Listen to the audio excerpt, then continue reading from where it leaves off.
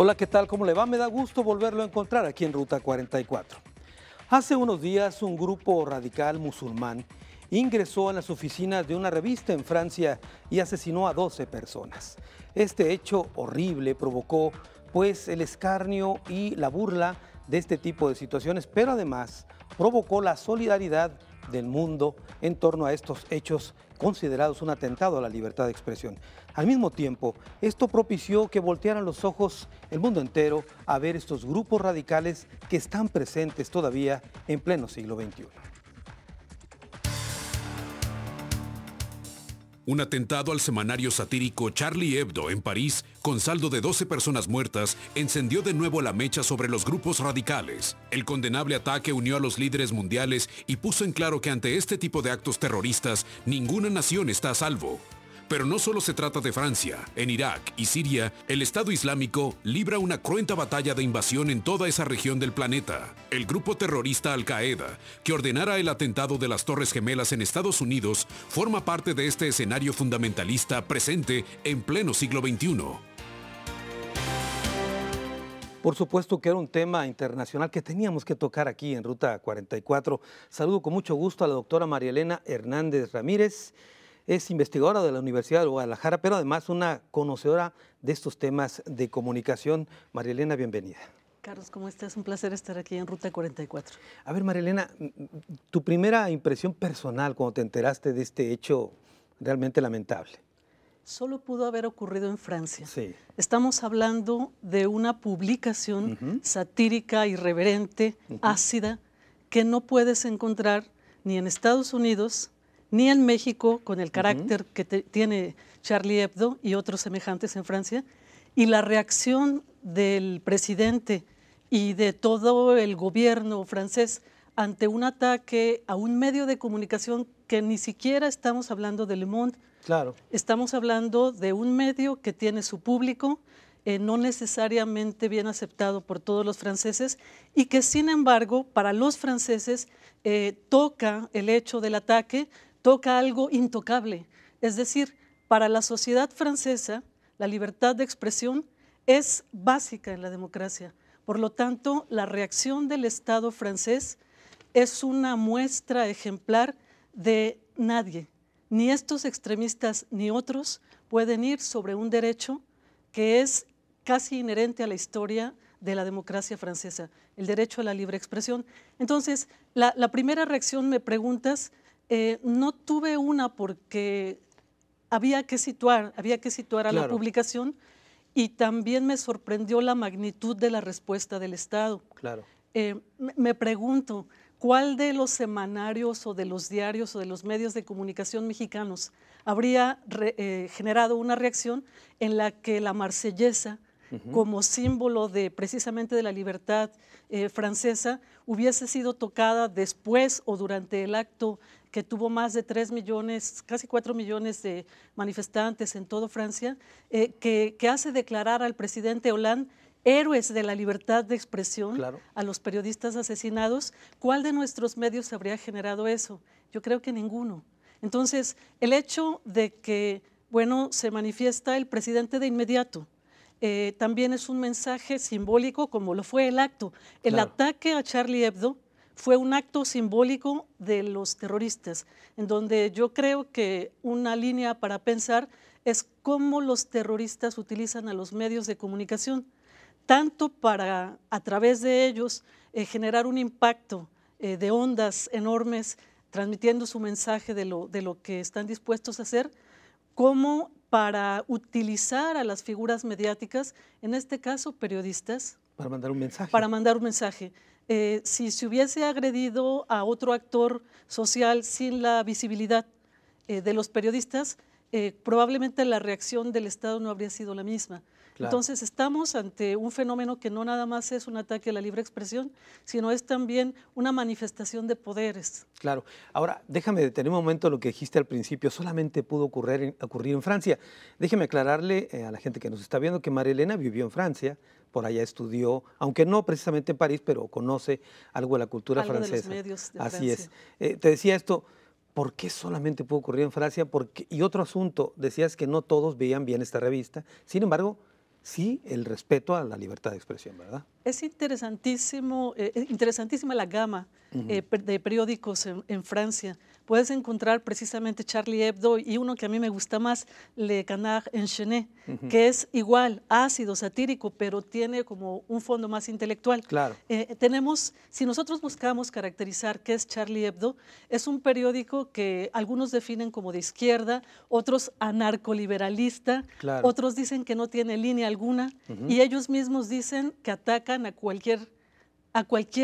Poderosos principalmente se mofan del poder. Entonces, ¿por qué eso lo pudo haber ocurrido en Francia? Probablemente exagero, pero si nos vamos a su historia, desde la gestación de la Revolución Francesa, los pensadores como Voltaire hacen lo mismo, sátira. La sátira es inherente a la crítica política en Francia. En este caso vemos que no nada más, bueno, depende de qué le llamemos política, no nada más a las figuras del poder público, sino también a cualquier poder, que en este caso es religioso, que vaya a los extremos, es lo que toma Charlie Hebdo como inaceptable.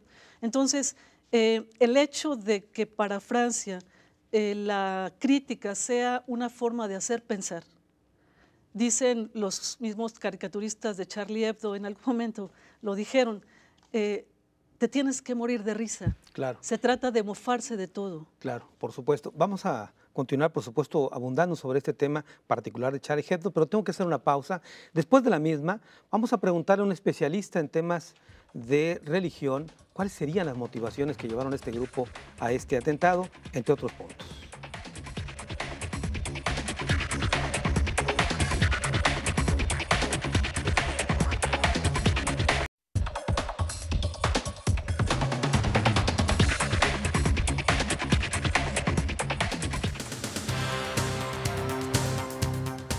Tras el atentado a la revista satírica Charlie Hebdo, donde murieron 12 personas, las investigaciones apuntan a que la orden de cometer la agresión pudo partir de Al Qaeda y el Estado Islámico que tenían a Francia en la mira.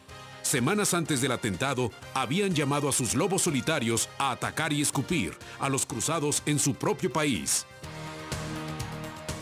Y vamos a intentar conocer las motivaciones que pudo haber tenido este grupo radical musulmán para cometer este hecho. Saludo con mucho gusto a Eduardo Cabrera García. Él es profesor investigador del Centro de Estudios de Religión y Sociedad de la Universidad de Guadalajara. Eduardo, bienvenido. ¿Qué tal?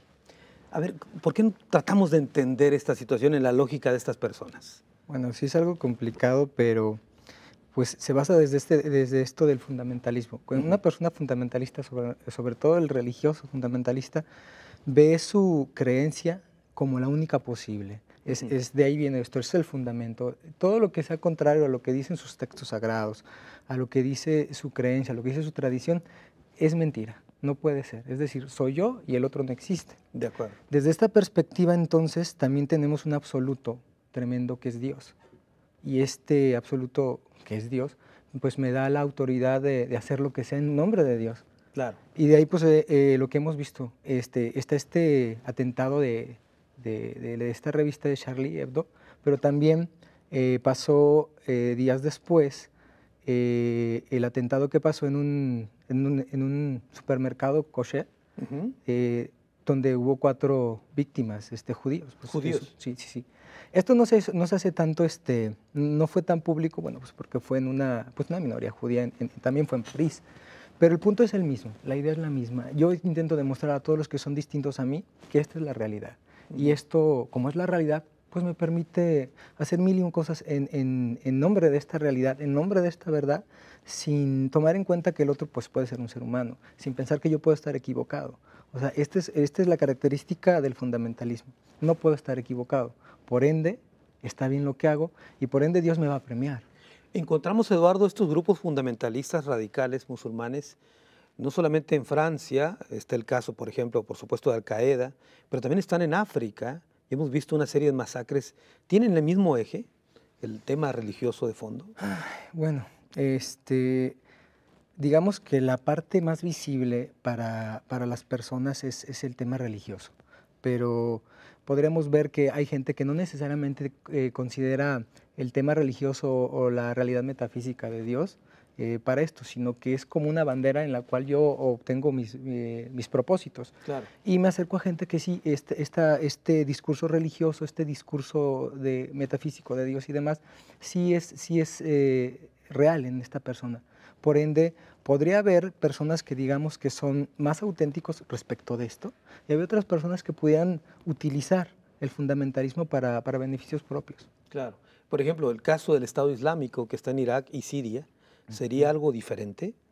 Es que dependería también desde la perspectiva de cada quien. Aquí vemos que tenemos una masa de personas y habrá quienes tengan esta perspectiva más interna, más digamos psicológica e histórica de sí respecto de Dios y que lo hacen por Dios. Y habrá otras personas que realmente tal vez no creen en Dios o su creencia es como lo de muchos que va y viene, pero al fin y al cabo toda esta instrumentación, todo este discurso le permite lograr ciertos beneficios. Claro, ahora, tú hablabas hace un momento del eje principal que es la religión. Si hay fundamentalistas musulmanes, hay fundamentalistas cristianos. ¿Qué los hace tan violentos a unos y menos violentos a los otros? Bueno, es algo complicado, pero hay fundamentalistas en todas las religiones. Claro. Y también en todas las ideologías, filosofías y demás. Fundamentalistas ateos, claro, laicos. Pero en este caso, tenemos que atender a la estructura del Islam, cómo se generó. El Islam pues, es una religión que se genera con lo que es una conquista, con lo que es un gobierno, y tomamos en cuenta pues, la estructura desde Mahoma y la gente que le seguía, iban en una conquista, pues, el yihad, la guerra santa. Llego, te conquisto, y aparte pues te dejo mi fe y aparte tengo beneficios económicos. ¿Te dejo tu fe o te la impongo? Habría que ver, porque dependiendo, ¿no? Si algo que es muy característico del Islam es que cuando llegaban a un territorio cristiano o judío, se permitía que estas personas siguieran teniendo su fe, pero se les cobraba un impuesto. Ahora, cuando iban, no sé, más a Occidente, como lo que es India, China y demás, ahí sí era la conversión o la muerte. No necesariamente. Luego hubo históricamente como que ciertos acuerdos en los que, bueno, no te mato porque al fin y al cabo me sigue generando un beneficio que tú sigas existiendo y sigas trabajando para mí. ¿Y hasta dónde está el dinero de por medio en todo esto? Pues las riquezas sí cuentan mucho, ¿no? Yo creo que en todas partes. Lamentablemente la religión puede ser una cuestión terapéutica, una cuestión existencial de liberación, pero también puede ser un elemento opresivo y un elemento político. Sí, pero digamos que quiero suponer, las cabezas de este movimiento, digamos, convierten en fanáticos a otros para sus intereses. Podrían convertir en fanáticos a otros o podrían de ellos mismos ya ser fanáticos para sus propios intereses o hacer una mezcla de... Claro. También encontramos personas, entre menos, digamos, contenidos cognitivos hay en una persona, más fácil es creer esto. Cuando nuestra realidad, digámoslo, es no muy buena, muy linda, muy alegre, es más fácil poner la esperanza en un mundo posterior. Si veo que mi realidad económica, que mi realidad material va a ser difícil, cambiable, bueno, entonces hay quien lo hace, no sé qué tan válido sea, ponen miras en estas realidades metafísicas. Y desde ahí, bueno, pues si el Islam me está prometiendo que si muero en nombre del Islam o mato en nombre del Islam tendré la entrada al paraíso y aparte tendré 9 vírgenes, pues bueno, suena atractivo. Claro. Pues es diferente lo que ocurre, por ejemplo, en el mundo católico. Por eso te preguntaba hace un momento, hay quienes atacan la figura emblemática de la Virgen, por ejemplo, del mismo Jesucristo, a lo que llega a la iglesia es una condena. En cambio, alguien hace una caricatura del profeta Mahoma y ya vemos lo que ocurre. Vamos a regresar contigo más adelante, Eduardo. Tengo que hacer una pausa después de la misma, otra opinión de un periodista que conoce bastante de este tema.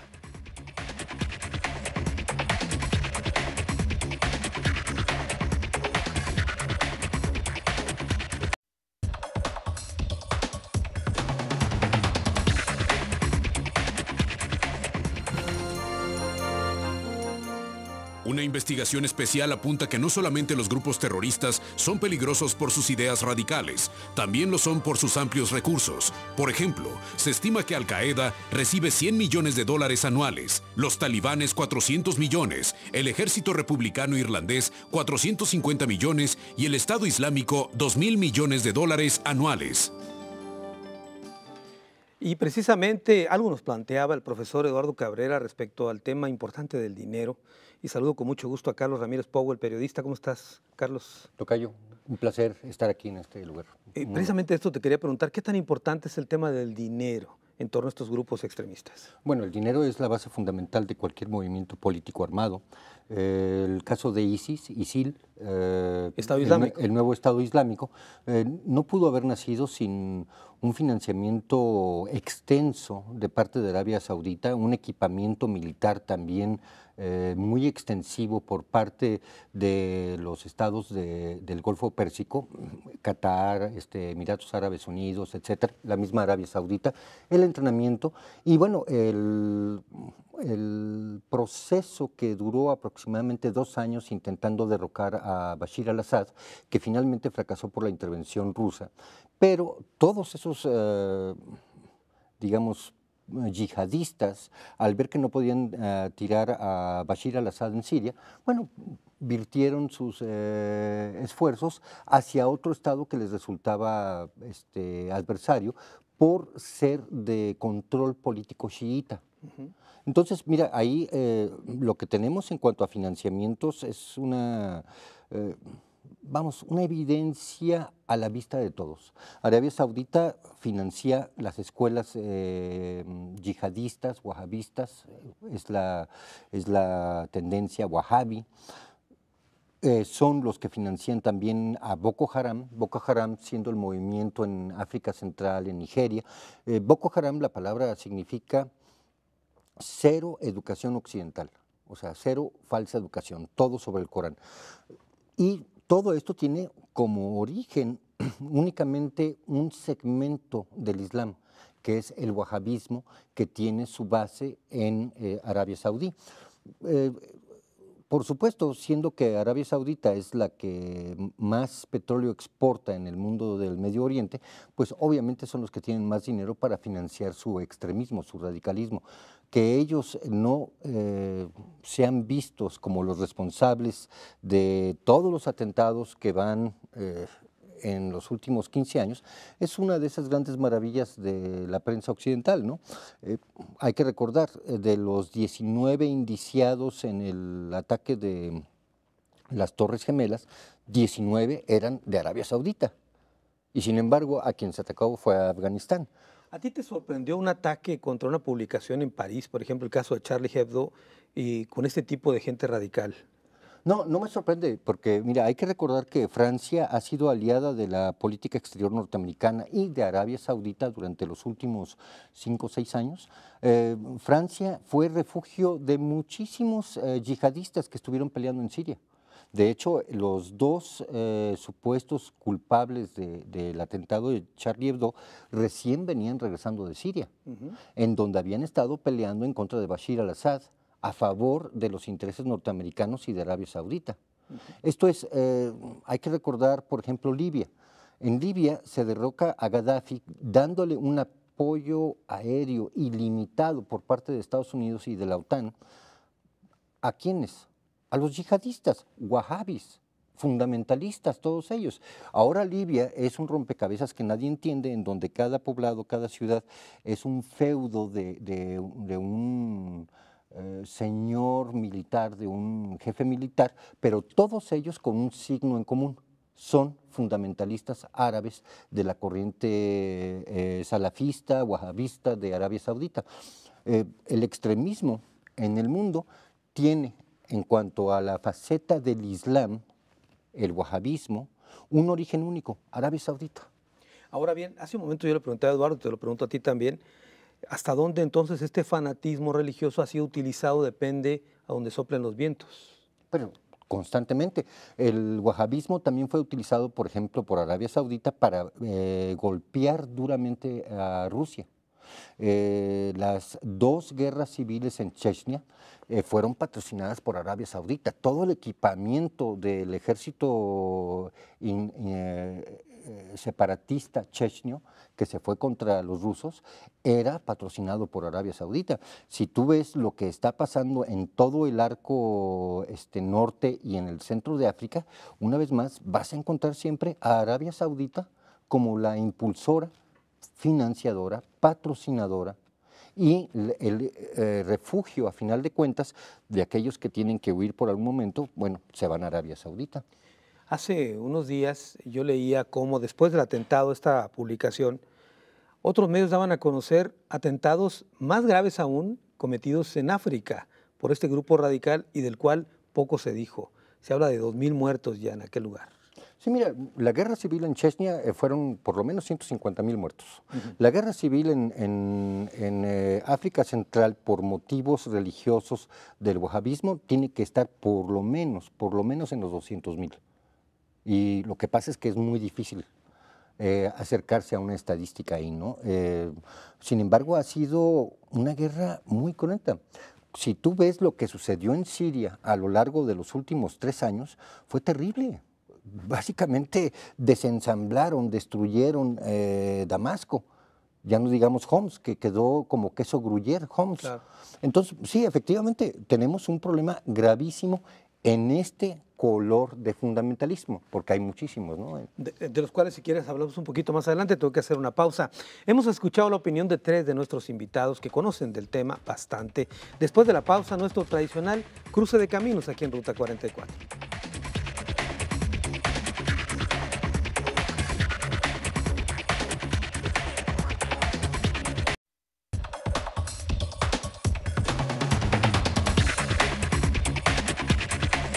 Fundamentalistas del siglo XXI es el tema que tocamos hoy aquí en Ruta 44. María Elena Hernández, bueno, más allá de la tragedia de lo que ocurrió en París, un hecho posterior a este, por supuesto, que nos ha impactado a los que trabajamos en los medios, la manifestación de apoyo mundial que hubo hacia el atentado a la libertad de expresión y lo que vino después. Un periódico o una revista que imprime 30.000 ejemplares, imprimir 3 millones de ejemplares. ¿Dónde habías visto eso?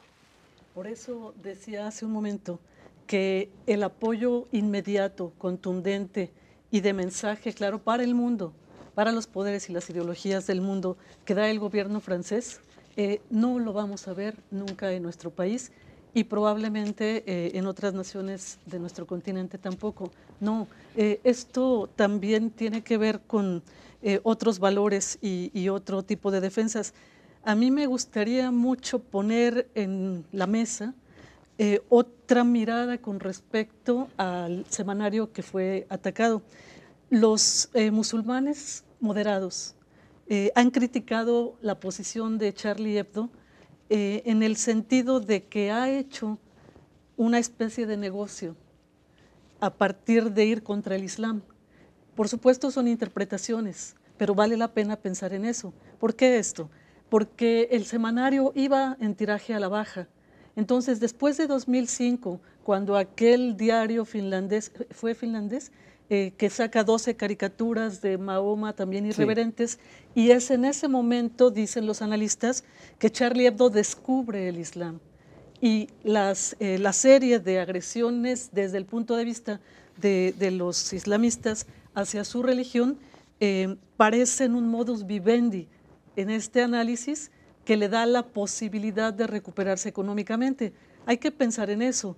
Se puede encontrar una serie de ataques anteriores al propio semanario que generaron la protección policíaca por parte del Estado. Charlie Hebdo tenía protección policíaca, precisamente porque fueron incendiadas sus instalaciones.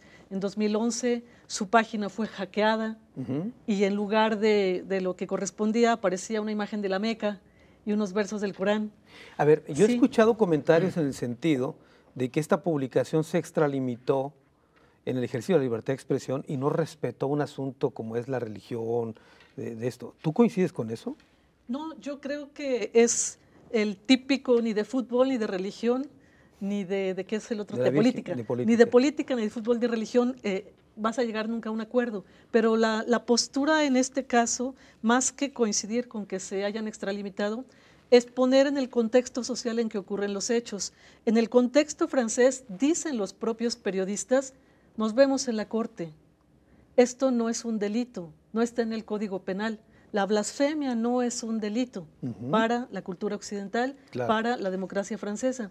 Entonces, en ese tenor es defendida la posibilidad de decir lo que quieras y que ser demandado por la parte ofendida Claro. y resolverlo en juicios, no Claro. a balazos, no a bombazos. Muy bien. Eduardo Cabrera, un filósofo esloveno, hacía un análisis muy interesante respecto a este incidente y decía que qué tan frágil es la creencia de los musulmanes que se sienten ofendidos o atacados o frágiles respecto a una publicación de un semanario satírico en Francia. Es lo que dice este esloveno. Bueno, es que lamentablemente esta es una característica del fundamentalista. Al solamente tener para defender o solamente basarse en una sola verdad, en una sola palabra de Dios, y vemos que hay otros hechos en la realidad o en la vida que pudieran contradecirlo, si bien este temor, el hecho de ser creyente nos genera esta posibilidad de la duda, ¿no? La creencia es distinta de la ciencia. Parece ser que la ciencia no da lugar a dudas, la creencia sí. Y de hecho, pues todos los que creemos en algunos momentos, pues pensamos, ¿será verdad que Dios existe? Pero está esta duda, no es tan real. Lamentablemente en el fundamentalismo se intenta hacer pensar que de veras estas realidades metafísicas son tan reales o más reales que estas. Muy platónica la cosa, ¿no? Entonces, cuando alguien nos empieza a decir lo contrario y empieza a mostrar cosas distintas o cosas que ofenden a eso que queremos, si bien como vacío interno de miedo y de sentirse ofendido, decir, bueno, si esto es la realidad, ¿por qué hace eso? O esta, ¿por qué hace esto con esto? No. Lo más probable cuando tenemos, bueno, no somos fundamentalistas, sino que tenemos varios fundamentos o varias maneras de interpretar la realidad, no una sola, pues entonces podemos ponernos a pensar, a ver, bueno, ¿será cierto? ¿No será? Pero cuando hay un solo pensamiento, bueno, porque está atacando la realidad. Una es de indignación, de ahí viene la ira y de ahí viene pues la agresión contraria. Si pudiéramos hacer una radiografía o un esquema a nivel internacional, ¿dónde está el Islam? Entiendo, la religión de las más grandes del mundo, la más grande. ¿Dónde está y por qué si está en prácticamente todo el mundo? Hay en Alemania, hay en Estados Unidos, hay una comunidad musulmana en Alemania, tengo entendido, muy grande. ¿Por qué solamente en algunas regiones o zonas del mundo son más violentos? Pues dependerá de muchos factores. Ahí sí yo no podría decir uno solo, pero podemos checar, ejemplo, en los países del primer mundo, que los musulmanes que están llegando son personas que vienen migrando, ¿no? Que buscan pues las mejores condiciones, eso es evidente. Y tenemos el gran grueso de los musulmanes, digamos, pacíficos, que luego se ven afectados por el fundamentalismo. Un fundamentalista hace un ataque y ahorita todos los musulmanes en Francia que no son fundamentalistas están siendo perseguidos, un ejemplo, ¿no? Otros casos será también cuestiones tradicionales, hacia dónde se extendió el Islam, claro, qué contacto hubo con cristianos y demás. Claro. ¿Tú puedes explicarnos algo de esto, Carlos? Mira, cuando uno habla de fundamentalismo también hay que ver la viga en el ojo propio, ¿no? Recuerda la frase de George Bush: si no estás con nosotros, estás en contra de nosotros. ¿Qué más fundamentalismo quieres que ese? Claro. En donde Estados Unidos, con un poderío militar gigantesco, le dice al mundo, o estás conmigo o te voy a mandar un drono y te voy a mandar a asesinar desde el aire. Mira, ¿cuántos han muerto civiles a lo largo de los últimos 15 años por ataques con drones en el Medio Oriente? Muchísima gente que eran islámicos y pacíficos, por ser vecinos a 20 metros de algún sospechoso de terrorista, truena la familia, los deudos, claro que se radicalizan, se fundamentalizan. ¿Por qué? Porque les está lloviendo, ¿sí? La doctrina norteamericana fundamentalista de con o en contra de nosotros.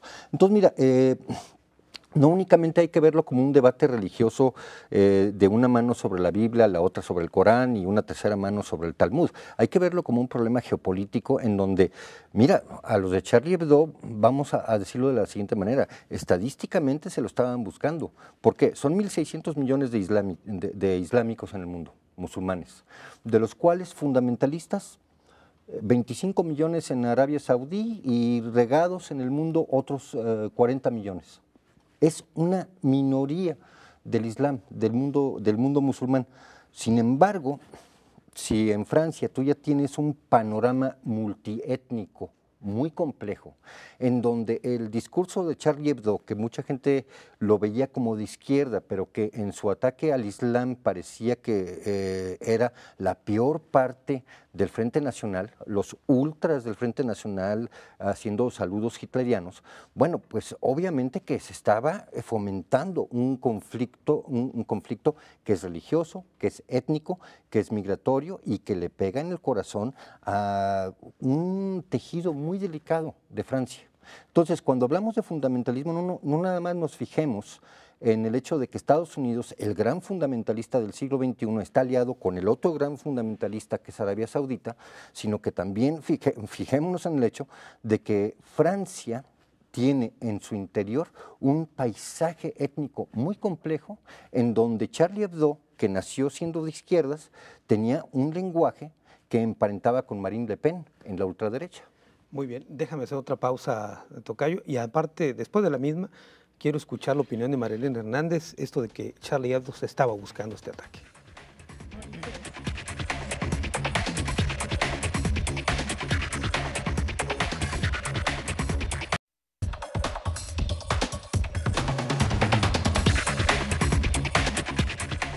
Fundamentalistas del siglo XXI es el tema que tocamos hoy aquí en Ruta 44. Hace un momento decía Carlos Ramírez que por esta multietnia que existe allá en París, por este cóctel, vamos, Charlie Hebdo podría haber estado tentando a la suerte en ese sentido. María Elena, ¿tú coincides con esto o no? Decía un profesor muy querido mío, no me hagan decir lo que no quiero decir. De acuerdo. No coincido, no se lo estaba buscando. Yo volvería a la necesidad de leer el problema desde la sociedad en donde tiene lugar, incluyendo la reacción no nada más del Estado, sino de toda la ciudadanía. No estoy de acuerdo contigo, pero defenderé tu derecho a que digas lo que piensas. Claro. Entonces, para los franceses y para los trabajadores de Charlie Hebdo, ceder en una cosa es ceder en todo dentro de la democracia, o todo o nada, libre expresión o no libre expresión. Si ahora aceptamos este ataque, el que sigue, de hecho, al día siguiente del ataque a Charlie Hebdo, Le Canard Enchaîné, este periódico del que hablaba hace un momento, recibe una amenaza, el que sigue eres tú. Y el día 11, Le Soir en Bruselas recibe una amenaza de bomba, etc. Entonces, la manifestación no solo del Estado, sino de la ciudadanía para defender un derecho que se ha conquistado desde hace siglos y que no están dispuestos a ceder, tiene que ver con otros fines, no nada más con la relación entre las críticas de Charlie Hebdo a la religión islámica musulmana, sino a todos los poderes. Podemos ver que este semanario ha sido demandado muchas veces. Hace rato hablaban de Marine Le Pen, lo demanda. En una ocasión, en los años 70, es clausurado porque se burló de la muerte de Charles de Gaulle. Se burla de todo, se burla del Papa, del presidente Hollande, hace no mucho, un escándalo sobre un affaire amoroso del presidente. Entonces la portada que gana Charlie Hebdo es al mandatario con su bragueta abierta y mostrando todo lo que puede. Entonces, bueno, esa es la tónica constante contra lo que se mueva. Entonces, bueno, la principal razón de hacer esta comparación es venir a México. Yo quisiera saber por qué después de 70 o más periodistas asesinados y un montón de desaparecidos en Veracruz, ¿por qué no hay una manifestación de 3.700.000 ciudadanos en todas las partes del país? Y estoy nada más situando ahorita en Veracruz porque preguntamos, ¿dónde está Moisés Sánchez? ¿Por qué no se está haciendo una búsqueda? Bueno, no le sigo porque son muchos los casos en los que tendríamos que hacer la misma pregunta. Lo resumo nada más señalando lo siguiente. El fenómeno de la reacción ante el ataque al semanario muestra el tipo de sociedad en que se inscribe ese semanario.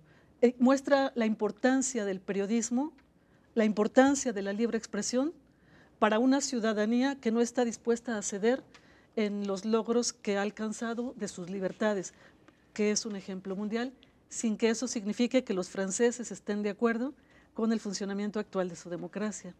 Muy bien, a ver, Eduardo Cabrera, siguiendo la tónica de María Elena, entiendo para Francia eso, pero ¿cómo entender que más de 50 líderes del mundo, no necesariamente franceses, hayan ido a París para marchar junto a la sociedad y al gobierno francés en torno a este tema? Bueno, aquí yo ya hablaría desde lo personal, ¿no? Ya no necesariamente desde lo religioso. Ciertamente, pues la Revolución Francesa es un símbolo para Occidente. Vemos que hasta el presidente de Israel, pues estaba ahí, entre otras cosas.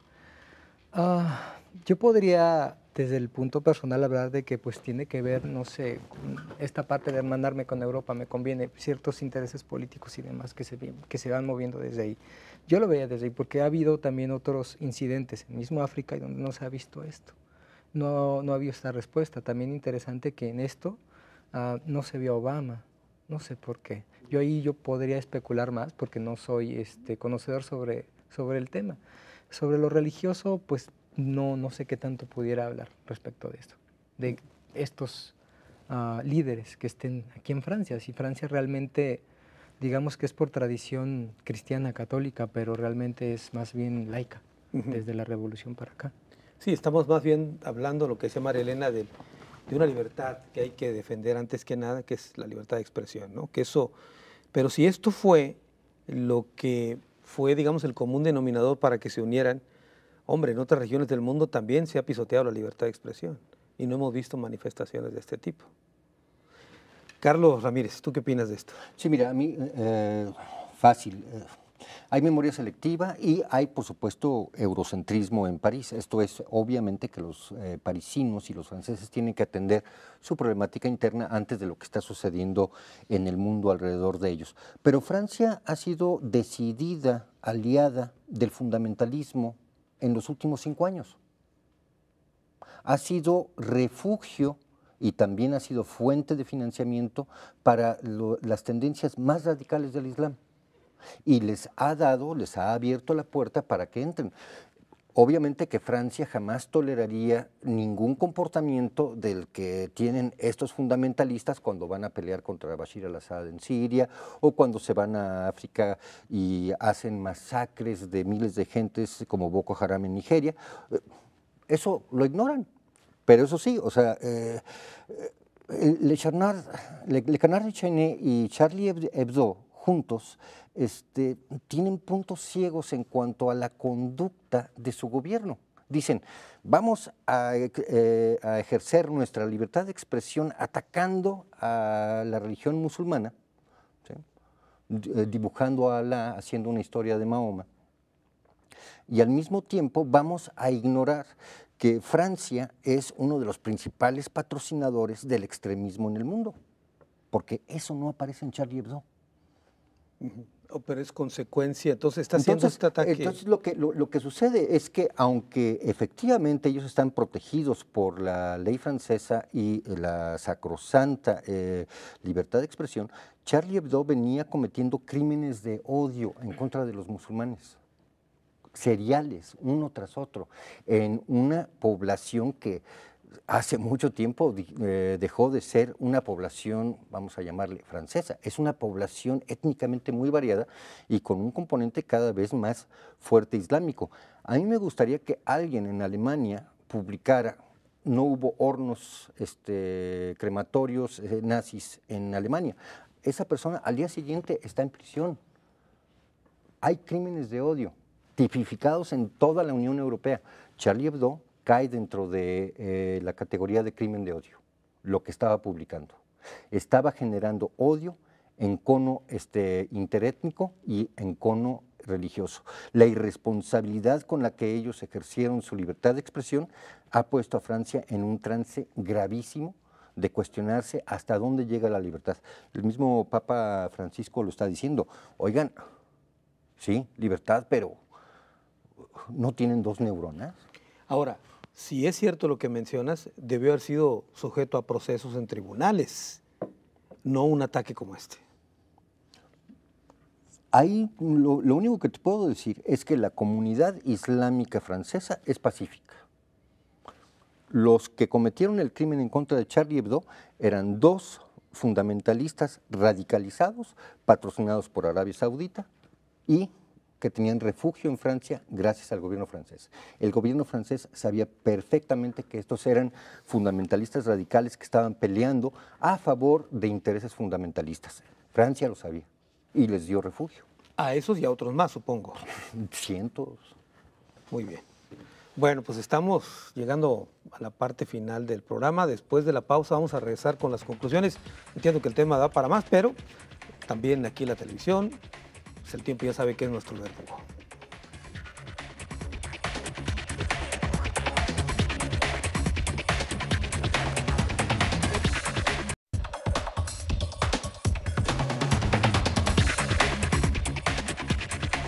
Fundamentalistas del siglo XXI, el tema que tocamos hoy aquí en Ruta 44. Estamos llegando al final. Voy a comenzar con María Elena Hernández. Tus conclusiones, María Elena. Quisiera retomar precisamente de los puntos que puso Carlos Ramírez en la mesa. La exacerbación, la exageración del abordaje del semanario con respecto a los temas del Islam. Es un tema que sí genera preguntas con respecto a los límites de la libertad de expresión. Claro que lo genera. Tú decías, eso debió haberse discutido en tribunales, pero decía también Carlos, los dos aparentes asesinos solitarios, no hay todavía la certeza del financiamiento o de la motivación propiciada por Al-Qaeda, como se acusa.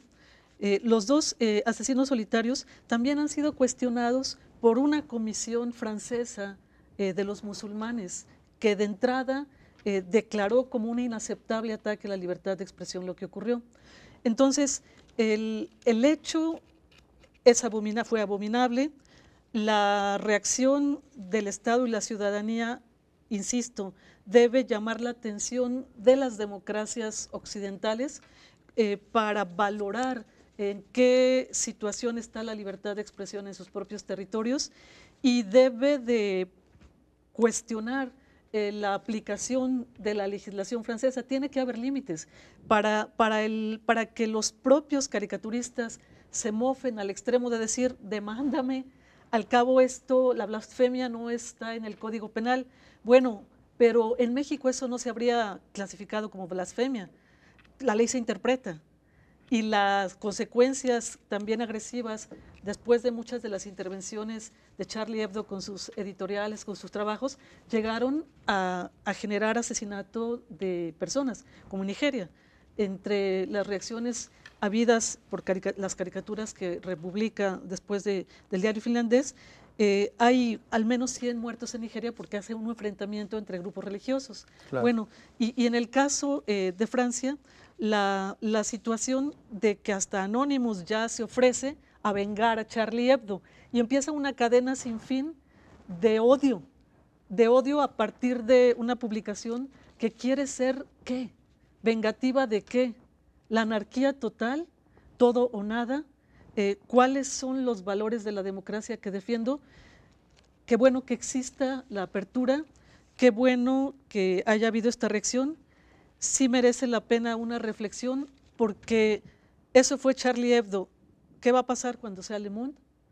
Cuando sea Liberación, que está en medio de los dos. Claro. Y me gustaría mucho que pasara algo en nuestro país por todos los hechos que están contabilizados contra la libre expresión y contra los comunicadores. Lo saben muy bien. Gracias, María Elena. Eduardo Cabrera. Bueno, respecto de lo que es el fundamentalismo en general, a manera de contrarrestarlo, algo que genera el fundamentalismo también es que tenemos cabecillas, líderes clericales que manejan. También pudiéramos pensar que la responsabilidad, en cierta manera, de este tipo de fundamentalismo es de los feligreses en general, que hoy día, en la mayor parte del mundo, la religión es vista con apatía. Esta misma apatía ha permitido que unos cuantos puedan gobernar más sobre ella. Se han hecho estudios sobre grupos religiosos en los que hay más participación de los feligreses en general. Entonces, en este tipo de grupos, la cabecilla, el clero como tal, es más débil. Y claro, es más difícil que se llegue a esto, porque entonces tenemos varias voces, tenemos varias personas que opinan. Y vemos que la religión como una cuestión, como un fenómeno social, sí se ve afectado por la realidad en la que se encuentra. Entonces, a mayor implicación de los feligreses, es decir, no necesariamente el clero, vemos que puede ser menos nocivo y puede haber más voces, más pluralidad. En este caso el fundamentalismo se disminuye. Ahora, hoy día lo vemos y reitero, no sé si los compañeros también aquí pues tengan una religión, la practiquen y demás, pero a veces implicarnos un poquito más y no solamente en lo social, en lo que son pues los eventos sociales, que es nacimientos, bautizos, bodas y demás, que es cuando todos estamos llamados, sino desde otra perspectiva, entrar a acercarnos a esto, pudiera disminuir este tipo de manifestaciones fundamentalistas, igual desde el Islam. Muy bien. Carlos Ramírez. Muy rápido. Arabia Saudita es una teocracia, una dictadura teocrática, es absolutista, es una monarquía, es terriblemente represora y es el principal aliado de Estados Unidos en el Medio Oriente. Ella es la principal promotora del fundamentalismo radical y violento y Estados Unidos es quien le da cobijo. Follow the money, como dicen los norteamericanos. Y ante este tipo de situaciones del fundamentalismo en este siglo XXI, ¿qué podemos hacer, Carlos? El fundamentalismo es una obra de arte de la política exterior norteamericana y británica también, hay que agregar, y francesa. ¿Qué hacer? Evidenciarlo, decirle a los gobiernos, no quieres violencia, no patrocines a los fundamentalistas. Así de sencillo. Las guerras que estamos viendo tienen un patrocinio y una protección de Occidente. En el caso, por ejemplo, de África también. África es riquísima en recursos naturales. Obviamente que detrás del impulso expansionista del fundamentalismo de los wahabís takfires de Arabia Saudita, tú vas a encontrar una pista llena de petróleo, de minerales y obviamente de mucha sangre. En el caso de África, los minerales; en el caso del Oriente Medio, el petróleo. Bueno, Nigeria también tiene una cantidad importante de petróleo. Entonces, en términos generales, es un asunto de intereses económicos. Follow the money, como dicen los norteamericanos. Síguele la pista a los intereses económicos. El fundamentalismo ha sido promovido para proteger intereses económicos. Muy bien. Bueno, pues estamos llegando al final. Nada más una reflexión muy breve, que aunque partimos del caso de París, de Francia, de Charlie Hebdo en concreto, en realidad lo que pretendíamos era alertar en torno a estos grupos extremistas que están en varias regiones del mundo. Aquí tratamos de hacer pues una especie de explicación de por qué existen, de su génesis y sobre todo las motivaciones religiosas, políticas y, como ya decía Carlos Ramírez, económicas sobre todo. Pero yo me quedaría solamente con el episodio de estas movilizaciones que María Elena describía muy bien en París y que nos dan una gran envidia acá en México, de esta movilización de solidaridad hacia un medio de comunicación. La gran pregunta que también queda en el aire es en torno a la actuación de este mismo semanario. La pregunta es: Charlie Hebdo fue blanco de fundamentalistas radicales islámicos, es cierto. La pregunta también es si en el ejercicio de la libertad de expresión y en el afán de exponer solamente y únicamente su verdad, Charlie Hebdo tal vez también pecó de fundamentalista. Hasta la próxima.